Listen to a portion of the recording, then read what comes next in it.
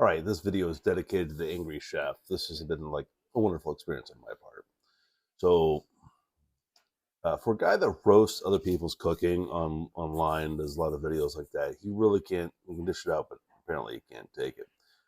I'm not saying I don't like the guy. I like him just fine. I like some of his videos. The roasting videos become a little bit redundant. So I commented on a few of his cooking videos and pointed out some discrepancies. This one was Big Mac sauce because no ketchup goes in Big Mac sauce. It's not a secret. That's pretty much has been said throughout time. So I commented that there's no ketchup in Big Mac sauce, and that was only one mistake he made in the sauce. And it just became great after that. The comment section was just great, and I love it. So we're going to go through it, and hope you like it. So here we go. This is what I found hilarious was with a twist. He says with a twist, but he's definitely making the Big Mac sauce spicy, but not following the recipe. If you're going to say Big Mac sauce, then you should have the basis of a Big Mac sauce, which he doesn't do. Barbecue Big Mac sauce. Dukes. This is some bullshit right now. Mustard. Ketchup. All right, so it's a little nitpicky, but I'm going to put it out there. A, it doesn't have ketchup in it, and he's using the wrong mustard. Now, I will give him that he's using Duke's, and that is a wonderful mayonnaise, and I love that mayonnaise along with QP. Great mayonnaise. But the wrong mustard, he's using French's Yellow, which you can, but it's a different kind of mustard that normally goes with that recipe. It's a nitpick. But the ketchup, no ketchup. So he shouldn't be putting ketchup in it. And that goes against recipe. It's now not Big Mac sauce. I'll go on and elaborate more. And I want to add that if he's using French's mustard and not the regular mustard that goes in there, it's not really that big of a foul. You're just using a different ingredient, but the same style of ingredient. So it's not that big of a foul to me. Sriracha. So tell me you watch Sam the Cooking Guy without telling me you watch Sam the Cooking Guy. So I'm being petty, but yeah, sriracha and mayonnaise. That is a staple of a lot of Sam the Cooking Guy. Dill. So this proves more that he really doesn't know the recipe of Big Mac sauce because he uses dill pickles, and it's sweet pickles. It's a sweet pickle relish that goes in it. It changes the kind of the flavor profile between dill and sweet. There's a difference.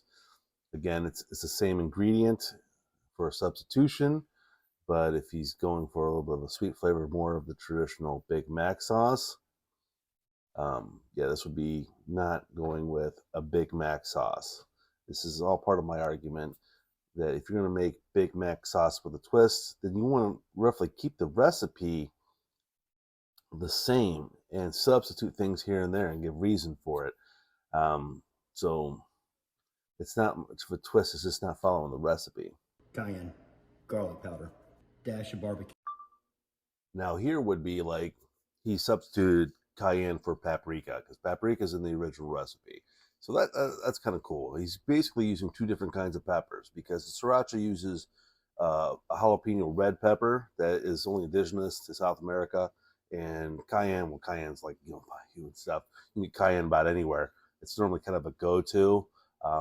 But when you're mixing, like if you're going to make something hot, you don't want to put like a bunch of hot peppers in it. You want to try to keep, peppers have a different flavor profile, so you want to kind of keep it down to one or two, maybe three different kind of peppers that you want to put in there. Otherwise, you're just making it hot for hot's sake. The barbecue on it, I wish I kind of knew what kind of barbecue sauce because that was mixing sriracha and barbecue. It's a little interesting because you can have sriracha is already kind of sweet. So if you have another sweet barbecue, it could be a little weird. So I was kind of wondering if he was going more of a vinegar style barbecue, mustard style, sweet flavor profile, what kind of barbecue sauce you put in there, because you'd already have that sugar from the sriracha. You're just adding more sugar to it with the heat, and I would probably want to be a little bit more consistent. But I don't have a problem with the barbecue. That would be like a twist, adding Big Mac sauce and adding barbecue sauce to it.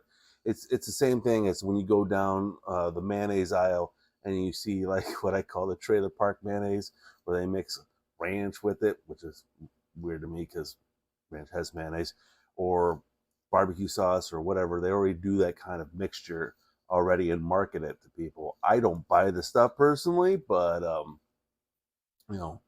basically, kind of like an overextended aioli. So that I don't really have a problem with. What he has done is he marketed something that a Big Mac sauce, which everybody knows there's Big Mac sauce. There's been debate about it, and didn't really follow the Big Mac with a twist to my specifications, I guess. And the only ingredient he had that was the same was the mayonnaise. Everything else was a little bit different. Uh, I think it has powder in it. I don't have the recipe on hand. Probably a little garlic powder and onion powder in it. But the only ingredient that he used, one ingredient, is mayonnaise. And we'll go by stipulations here. That's not making the sauce with a twist. That's just making a sauce. So it's not making the sauce with twist. Big Mac sauce with a twist.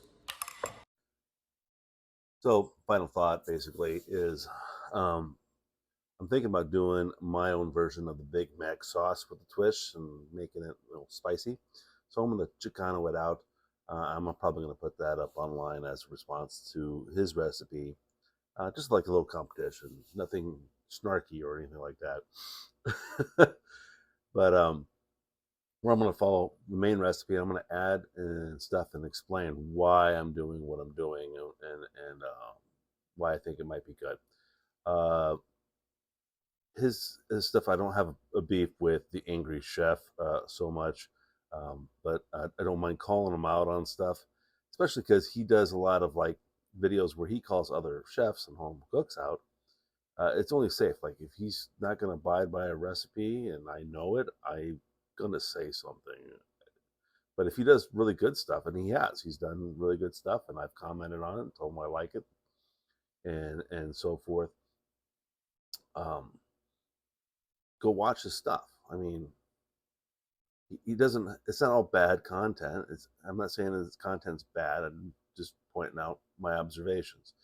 So, and that's good because we grow as people if we're able to critique each other in a civil manner and not just come out like, "Well, you're a hater." No, I've enjoyed your stuff. I follow you, so I'm not hating on your stuff. I'm just kind of calling you out on BS. It's kind of a mutual respect thing. So I think we need to do more of that as people. So this is my final thought. Hope you enjoyed it. Think I'm wrong, comment. If you like this, share it. If you don't like it, share it anyway. And have a great one out there. And yeah, use your oven. Don't get DoorDash. Have a good one.